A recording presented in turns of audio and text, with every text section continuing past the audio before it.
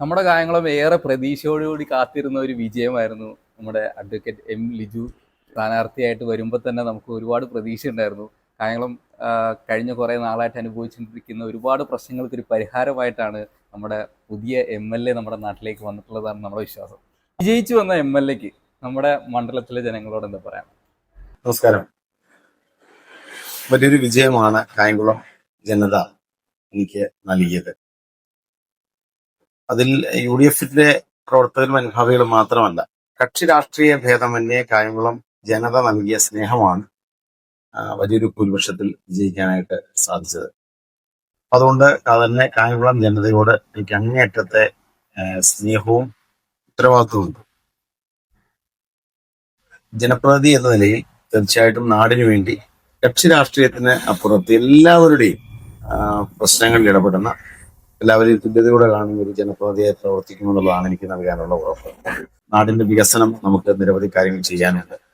പരമാവധി ജനങ്ങളോടൊപ്പം നിൽക്കുക എന്നുള്ളതാണ് എൻ്റെ ഒരു പ്രവർത്തനത്തിൽ ഞാൻ ഏറ്റവും അടിസ്ഥാനപരമായി മുന്നോട്ട് വെക്കുന്ന ഘടകം. എല്ലാവരോടും ഉള്ള നന്ദി പ്രകടിപ്പിക്കുന്നു, സ്നേഹം പ്രകടിപ്പിക്കുന്നു. വികസനങ്ങൾ വരവേൽക്കാൻ വേണ്ടി നമ്മുടെ കായംകുളം ജനത റെഡിയായി. വികസനം എന്നത് തുടർച്ചയാണ്. നമുക്ക് ഓരോ കാലഘട്ടത്തിലെയും ജനപ്രതിനിധികൾ നാടിനു വേണ്ടി സംഭാവനകൾ നൽകിയാണ് മുന്നോട്ട് പോകുന്നത്. അപ്പൊ മുൻകാലങ്ങളിലെ ജനപ്രതിനിധികൾ തുടങ്ങി വെച്ച പദ്ധതികൾ പൂർത്തീകരിക്കും. അതൊരു പ്രധാനപ്പെട്ട കാര്യമുണ്ട്. അതോടൊപ്പം തന്നെ ആ കാലഘട്ടത്തിൽ അഡ്രസ് ചെയ്യാത്ത, അല്ലെങ്കിൽ ആ കാലഘട്ടങ്ങളിൽ പ്രവൃത്തി പദത്തിൽ എത്തിക്കാൻ സാധിക്കാത്ത പദ്ധതികളെ അത് പൂർത്തീകരിക്കണം, ആവിഷ്കരിച്ച് പൂർത്തീകരിക്കണം. അതോടൊപ്പം തന്നെ വികസനത്തിന്റെ ഗുണഫലങ്ങളിൽ എന്നെ സംബന്ധിച്ചുള്ള ഒരു കാഴ്ചപ്പാട്, വികസനം എന്നത് ഒരു മുൻഗണനാ ക്രമത്തിലാണ്. അതായത് ഏറ്റവും സാധാരണക്കാരുടെ ജീവിതത്തിന്, അവരുടെ ദുരിതത്തിന് പരിഹാരം ഉണ്ടാക്കുക എന്നുള്ളതാണ് വികസനത്തിന്റെ ഏറ്റവും അടിസ്ഥാനപരമായ കാഴ്ചപ്പാട്. നീതി ഉറപ്പുവരുത്തുക എന്നുള്ളതാണ്. അപ്പോൾ സാധാരണ ജനങ്ങളുടെ ജീവൽ പ്രശ്നങ്ങൾക്ക് മുൻഗണന നൽകി പ്രവർത്തിക്കുക. അതായത് കായംകുളം ആരോഗ്യ മേഖല പ്രത്യേകിച്ച് നമുക്കറിയാം, ഇന്ന് ഏറ്റവും കൂടുതൽ ബുദ്ധിമുട്ട് അനുഭവിക്കുന്ന ഒരു സെക്ടറാണ് പൊതുജനാരോഗ്യം. സാധാരണക്കാരനെ സംബന്ധിച്ച് ചികിത്സ എന്നത് അങ്ങേയറ്റം ഒരു ചിലവേറിയ ഒരു ഒന്നായി മാറി. അപ്പൊ നമുക്ക് സ്വാഭാവികമായിട്ടും സർക്കാർ ആശുപത്രികളുടെ പ്രവർത്തനത്തെ മെച്ചപ്പെടുത്തും. കായംകുളം താലൂക്ക് ആശുപത്രിയും അതോടൊപ്പം തന്നെ പ്രാഥമിക ആരോഗ്യ കേന്ദ്രങ്ങളും ഗ്രാമങ്ങളിലുള്ള പഞ്ചായത്തുകളിലുമുള്ള ആരോഗ്യ കേന്ദ്രങ്ങൾ വളരെ നന്നായി വികസിപ്പിച്ച് മികച്ച ചികിത്സ ഉറപ്പുവരുത്തുക എന്നത് സാധാരണക്കാരുടെ ഏറ്റവും പ്രയോജനപ്രദമായ കാര്യമാണ്. അതോടൊപ്പം തന്നെ കുടിവെള്ളം, നമുക്കറിയാം പല മേഖലകളിലും ആളുകൾ വെള്ളം കിട്ടാതെ ബുദ്ധിമുട്ടുന്ന അവസ്ഥയുണ്ട്. കുടിവെള്ളം ഒരു പ്രധാനപ്പെട്ട പ്രശ്നമാണ്. നമുക്ക് അത് ഉറപ്പുവരുത്തണം. ഗതാഗതം, തകർന്നു കിടക്കുന്ന റോഡുകളെ നമുക്ക് നവീകരിക്കേണ്ടത്. അതോടൊപ്പം തന്നെയാണ് പൊതുവികസനം. നാട് നിശ്ചലമായി നിൽക്കും. നാട് വളരണം. ഇത് വളരാൻ ഏതൊക്കെ മേഖലകളാണ് ശക്തിപ്പെടുത്തേണ്ടത് എന്ന് നോക്കി കൃത്യമായി ആ മേഖലകളെ ശാക്തീകരിക്കുക എന്നതാണ് ഞാൻ ആവിഷ്കരിക്കുന്ന പദ്ധതി. അപ്പൊ അത് എന്നത് ഒരു വ്യക്തിയുടെ മാത്രം കാഴ്ചപ്പാടാണ്. അതൊരു കൂട്ടായ ചർച്ചയിലൂടെ ഉരുത്തിരിഞ്ഞ് വരേണ്ട ഒന്നാണ്. കായംകുളത്തിന്റെ ജനപ്രതിനിധി എന്ന നിലയിൽ MLA ആയി സത്യപ്രതിജ്ഞ ചെയ്ത് ഇവിടുന്ന് അങ്ങോട്ട് പോകുമ്പോൾ എല്ലാ തരത്തിലുള്ള കൺസൾട്ടേഷനുകളും എല്ലാ വിഭാഗം ജനങ്ങളുമായി സംസാരിച്ച് കായംകുളത്തെ ഏറ്റവും അനിവാര്യമാകേണ്ട കാര്യങ്ങളുടെ പട്ടിക തയ്യാറാക്കി ഒരു നല്ല മാസ്റ്റർ പ്ലാനോട് മുന്നോട്ട് പോകണം എന്നുള്ളതാണ് ഞാൻ ആഗ്രഹിക്കുന്നത്. അപ്പോൾ എനിക്കിനി മുന്നോട്ട് ചോദിക്കാനുള്ള ഒരു ചോദ്യം വെച്ചാൽ, നമ്മുടെ കായംകുളം ആലപ്പുഴ പോലൊരു ജില്ലയുടെ ഭാഗമാണ്. ആലപ്പുഴ ജില്ല എന്ന് പറഞ്ഞാൽ ടൂറിസത്തിന് ഏറ്റവും കൂടുതൽ നമ്മുടെ കേരളത്തിൽ എല്ലാവരും ഉറ്റുനോക്കുന്നൊരു ജില്ലയാണ്. അപ്പം ടൂറിസവുമായി ബന്ധപ്പെട്ട് നമ്മുടെ കായംകുളത്ത് നിലവിൽ സൗകര്യങ്ങൾ വളരെ ലിമിറ്റഡ് ആണ്, എന്നാൽ ഒരുപാട് സാധ്യതകളാണ്. അത്തരത്തിലുള്ള സംവിധാനങ്ങൾ എന്തൊക്കെയാണ് മുൻകൂട്ടി നിങ്ങൾ? തീർച്ചയായിട്ടും ഞാൻ ആ മേഖലയിൽ ഒരു നല്ല പഠനം നടത്തണമെന്നാണ് ആഗ്രഹിക്കുന്നത്. ഈ മേഖലയിൽ ടൂറിസം രംഗത്ത് നമുക്കറിയാം കായംകുളം കായൽ ടൂറിസവുമായി ബന്ധപ്പെട്ട ചില പദ്ധതികൾ CK സദാശിവന്റെ കാലഘട്ടത്തിൽ തന്നെ തുടങ്ങി വെച്ചിരുന്നതാണ്. പക്ഷെ അതൊന്നൊരു ഫുൾ ഫ്ലെഡ്ജിലായിട്ട് അതൊക്കെ തന്നെ പൂർണ്ണതയിൽ എത്തിക്കണം. കൂടാതെ കൂടുതൽ ടൂറിസം സാധ്യതകൾ നമ്മുടെ കായലിന്റെയും കടലിന്റെയും കാർഷിക മേഖലയുടെയും കായംകുളത്തിന്റെ സാംസ്കാരിക പെരുമയുടെയും ആചാരങ്ങളുണ്ട്. ഇതെല്ലാത്തിന്റെയും സാധ്യതകളെ പ്രയോജനപ്പെടുത്തി ഒരു മികച്ച മുന്നേറ്റം ഉണ്ടാക്കണമെന്നാണ് ആഗ്രഹിക്കുന്നത്. അപ്പൊ അതിന് നിരവധി ഓരോ പഞ്ചായത്തുകൾക്ക്, ഓരോ പ്രദേശത്തിനും അതിൻ്റെതായ സാധ്യതകളുണ്ട്. അതെല്ലാം ഉപയോഗപ്പെടുത്താനുള്ള ശ്രമങ്ങളും പഠനവും ഉണ്ടാവും. ഞാൻ നേരത്തെ പറഞ്ഞതുപോലെ നമുക്ക് ഒരു കാര്യം ചെയ്യുമ്പോൾ ഞാൻ ആഗ്രഹിക്കുന്നത് കൃത്യമായ പഠനത്തോടുകൂടി കൃത്യമായ സാധ്യത ഉറപ്പുവരുത്തി അതാത് മേഖല വിദഗ്ധരോട് സംസാരിച്ച് ജനങ്ങളുടെ അഭിപ്രായം തേടി കാര്യങ്ങൾ ചെയ്യണമെന്ന്. അതല്ലാതെ ഒരു വ്യക്തി എന്ന നിലയിൽ എനിക്ക് പരിമിതികളുണ്ട്. നമുക്ക് എല്ലാ കാര്യങ്ങളും എല്ലാവർക്കും അറിയണമെന്നില്ല. നമുക്കറിയാവുന്ന ആളുകളോട് സംസാരിച്ച് ആ സാധ്യതകളെ കൂടുതൽ പ്രയോജനപ്പെടുത്തി ജനകീയ അഭിപ്രായം സമാഹരിച്ച് മുന്നോട്ട് പോവുക. ഇതാണ് ആഗ്രഹിക്കുന്നത്. യുവാക്കളെ പ്രതിനിധീകരിച്ചുകൊണ്ട് എന്തൊക്കെ എന്റർടൈൻമെന്റ് അവസരങ്ങളാണ് അല്ലെങ്കിൽ സ്പോർട്സ് അവസരങ്ങളാണ് നമ്മളെ കായംകുളത്തേക്ക് കൊണ്ടുവരാൻ ഉദ്ദേശിക്കുന്നത്? കായിക രംഗം എന്നത് ഒരു മോചന മാർഗം കൂടിയാണ്. നമുക്കതൊരു എന്റർടൈൻമെന്റ് മാത്രമല്ല. കായിക രംഗവും കലാരംഗവും യുവാക്കളെ സംബന്ധിച്ച് അവരുടെ ഏറ്റവും ഊർജ്ജസ്വലമായ ഒരു കാലഘട്ടത്തിൽ അത് വഴിതെറ്റിപ്പോകാതിരിക്കും. പ്രത്യേകിച്ച് മയക്കുമരുന്നിന്റെ ഒക്കെ ഉപഭോഗം വളരെ കൂടുന്ന ഒരു കാലഘട്ടമാണ്. യുവാക്കളുടെ ആ എനർജിയെ നമുക്ക് പോസിറ്റീവായിട്ട് ഉപയോഗപ്പെടുത്തുന്നു. അതിന് കായിക രംഗം ആവശ്യമാണ്, സാംസ്കാരിക പ്രവർത്തനങ്ങൾ ആവശ്യമാണ്. അതോടൊപ്പം തന്നെ സേവന പ്രവർത്തനങ്ങളിലും യുവാക്കളുടെ പങ്കാളിത്തം നമുക്ക് ഉറപ്പുവരുത്തണം. കായിക രംഗത്തെ കുറിച്ച് സ്പെസിഫിക് ആയിട്ട് ചോദ്യം ഉയർന്നു വന്നതുകൊണ്ട്, ഒന്ന് കായിക രംഗത്തിന് കളിക്കളങ്ങൾ വേണം. കളിക്കളമില്ലാതെ നമുക്ക് കായിക രംഗത്തെ കുറിച്ച് പറഞ്ഞിട്ട് കാര്യമില്ല.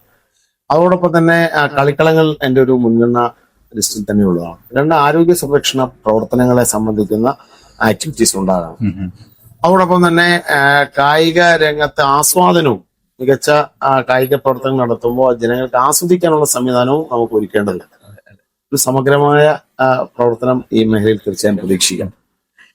അതുപോലെ മറ്റൊരു പ്രധാനപ്പെട്ട ഒരു കൺസേൺ ആണ്, നമ്മുടെ നാട്ടില് ഓപ്പൺ എയർ സ്പേസ് ഇല്ല. നമുക്ക് ഒന്ന് കുറച്ച് ലെഷർ ടൈം ഫാമിലി ആയിട്ട് വന്ന് കുട്ടികൾക്ക് കളിക്കാനൊക്കെ ഒരു പരിസരം ഒരുക്കി കൊടുക്കാൻ നമ്മുടെ കായംകുളത്ത് സജ്ജമാക്കാൻ ഒരു അവസരങ്ങൾ ഉണ്ടായിട്ട് പോലും ഇതുവരെയും അങ്ങനത്തെ സൗകര്യം നമുക്കത് തീർച്ചയായിട്ടും ശ്രദ്ധിക്കേണ്ട ഒരു മേഖലയാണ്. കായംകുളത്ത് നമുക്കറിയാം, ഈ അതിർത്തി ചിറയിലൊക്കെ തന്നെ ശ്രീ ശങ്കർ സ്മാരക, കാർട്ടൂണിസ്റ്റ് ശങ്കറിന്റെ സ്മാരകമൊക്കെ ഇവിടെയുണ്ട്. ആ സ്പേസ് ഒക്കെ നമുക്ക് ഉപയോഗപ്പെടുത്താൻ പറ്റുന്നതാണ്. അതോടൊപ്പം തന്നെ കായൽ ടൂറിസവുമായി ബന്ധപ്പെട്ട പ്രദേശങ്ങൾ ഉപയോഗപ്പെടുത്താൻ പറ്റുന്നതാണ്. മറ്റ് സാധ്യതകളെ നമുക്ക് അന്വേഷിക്കാം. നമുക്ക് എങ്ങനെയാണ് കായംകുളത്തിന് ഒരു ഒരു എന്റർടൈൻമെന്റ് ഏരിയ, അല്ലെങ്കിൽ മനുഷ്യർക്ക് സ്വതന്ത്രമായി ശ്വസിക്കാനും സംസാരിക്കാനും കളിക്കാനും ഒക്കെ പറ്റുന്ന ഒരു സ്പേസ് എങ്ങനെ ഉറപ്പുവരുത്തണം എന്നതിനെ കുറിച്ചുള്ള ആലോചന തീർച്ചയായിട്ടും ഉണ്ടാവുക. മറ്റൊരു പ്രധാനപ്പെട്ട ചോദ്യം, നമ്മുടെ കായംകുളത്തിന്റെ അടിസ്ഥാന വികസനം എന്ന രീതിയിലേക്ക് പരിഗണിക്കപ്പെടുമ്പോൾ നമുക്കൊരു പ്രൈവറ്റ് ബസ് സ്റ്റാൻഡ് തുടങ്ങി ഒരുപാട് കാര്യങ്ങൾ നമ്മുടെ നഗരത്തിന്റെ വികസനത്തിനായിട്ട് വരേണ്ടതായിട്ടാണ്. അതിനോട്ടുള്ള ആ ഒരു വികസന കാഴ്ചപ്പാടെന്ന് നഗരത്തെ സംബന്ധിച്ചും നഗരം വളരേണ്ടതാണ്. കായംകുളം നഗരം നമുക്ക് കൂടുതൽ വളർച്ച ഉണ്ടാകേണ്ടത്. ഞാൻ ഇന്റർഫിയർ ചെയ്യാണ്. കായംകുളത്തിന്റെ പരിസര നഗരമായ കരുനാഗപ്പള്ളി, അടൂര്, ഹരിപ്പാട് പോലെയുള്ള നഗരങ്ങൾ വളർന്നുകൊണ്ടിരിക്കുമ്പോൾ നമുക്ക് കായംകുളത്തിന്റെ ഒരു വളർച്ച മുരടിച്ചൊരവസ്ഥയിലേക്കാണ് എത്തിപ്പോകുന്നത്. കായംകുളം ജനസാന്ദ്രമായ പ്രദേശമാണ്. കായംകുളം നഗരം എന്നത് പ്രത്യേകിച്ച് വളരെ ജനസാന്ദ്രമായ ഒരു പ്രദേശമാണ്. റോഡുകളൊക്കെ ഇടിഞ്ഞതാണ്. പക്ഷെ അതേ സമയത്ത് തന്നെ നിരവധി വ്യാപാര സ്ഥാപനങ്ങൾ അവിടെയുണ്ട്. അതോടൊപ്പം ചെറുകിട കച്ചവടക്കാരുണ്ട്. അപ്പോൾ സ്വാഭാവികമായും നമുക്ക് വികസനം എന്നത് ഇൻക്ലൂസീവ് ആണ്. എന്റെ ഒരു കാഴ്ചപ്പാടതാണ്. നഗരം വളരണം എന്ന കാര്യത്തിൽ ഒരു സംശയവും വേണ്ട. നഗരത്തെ റോഡുകൾ ഉണ്ടാവണം, വൃത്തിയാകണം, ഗതാഗത കുരുക്ക് പരമാവധി നമുക്ക് ഒഴിവാക്കണം. പക്ഷെ അതേ സമയത്ത് തന്നെ എല്ലാവരും വിശ്വാസത്തിലെടുത്തുകൊണ്ട് വേണം ഈ കാര്യം മുന്നോട്ട് പോകാൻ. അതായത് ജീവിതമാർഗം അവസാനിപ്പിച്ചുകൊണ്ടല്ല നമുക്ക്. അപ്പൊ നമുക്കത് നഗരസഭാ ഭരണവും ഇപ്പോൾ UDF-നാണ്.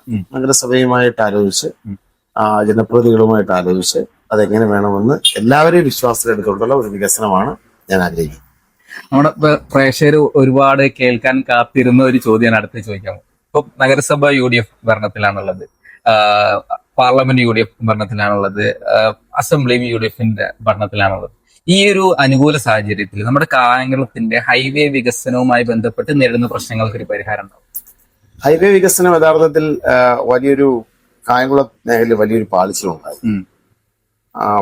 നമുക്കറിയാം, ഒരു ദിവസം ഒരു സുപ്രഭാതത്തിലല്ല ഹൈവേ വരുന്നത്. അപ്പൊ അതിന് മുമ്പ് ഒരു പ്രക്രിയകളുണ്ട്, ഒരു പ്രോജക്ട് റിപ്പോർട്ടുണ്ട്, അതുമായിട്ട് ബന്ധപ്പെട്ട പ്ലാൻ വരും. അപ്പൊ ആ സമയത്തൊക്കെ ഒരു ഇടപെടലിന്റെ കുറവ് കായംകുളത്ത് ഉണ്ടായതുകൊണ്ടാണ് നമുക്ക് അവിടെ ഒരു ഉയരപാത ഇല്ലാതായത്. ഇപ്പൊ കുറെ പണി മുന്നോട്ട് പോവുകയും ചെയ്തു. എന്താണെങ്കിലും അവിടെ ഒരു പരിഹാരം ഉണ്ടാക്കാനുള്ള ശ്രമം ജനപ്രതിനിധിയുടെ ഭാഗത്തുണ്ടാവും. പുതിയതായിട്ട് അധികാരത്തിൽ വരുന്ന UDF ഗവൺമെന്റ് തന്നെ ആ കാര്യത്തിൽ ഒരു ഇനിഷ്യേറ്റീവ്, ഗവൺമെന്റിന്റെ ഭാഗത്തുനിന്ന് അത്തരം ഇനിഷ്യേറ്റീവ് ഉണ്ടാകുമെന്ന കാര്യത്തിൽ സംശയമൊന്നും വേണം. ഞാൻ ആ കാര്യത്തിൽ പരമാവധി ശ്രമിക്കും. നിലവിലുള്ള പരിമിതികൾക്കുള്ളിൽ നിന്നുകൊണ്ട് പരമാവധി ശ്രമിക്കും. ഏറെ പ്രതീക്ഷ നൽകുന്ന ഒരു മറുപടിയായിരുന്നു അങ്ങയുടെ ഭാഗത്തു നിന്നുണ്ടായത്. അപ്പോ അങ്ങനെ സമയവും തിരക്കും പരിഗണിച്ചുകൊണ്ട് നമുക്ക് ഇത് ഇവിടെ വൈൻഡപ്പ് ചെയ്യാം. സന്തോഷം. നമ്മുടെ ലിജുവേട്ടൻ സ്നേഹത്തോടെ വിളിക്കാം. തീർച്ചയായിട്ടും സമയത്ത് വേണമെങ്കിൽ അതാണല്ലോ നമ്മൾ ഈ അകൽച്ച ഇല്ലാതിരിക്കാൻ, നമുക്ക് പരസ്പരം സംസാരിക്കാനും എനിക്ക് പറയാനുള്ളത് അങ്ങോട്ടും ഇങ്ങോട്ട് പറയാനുള്ളത്, അവിടെ നിന്ന് ഇങ്ങോട്ട് പറയാനുള്ളത് ഇങ്ങോട്ടും പറയുമ്പോഴാണല്ലോ അതിനകത്തൊരു സന്തോഷം ഉണ്ടാവും.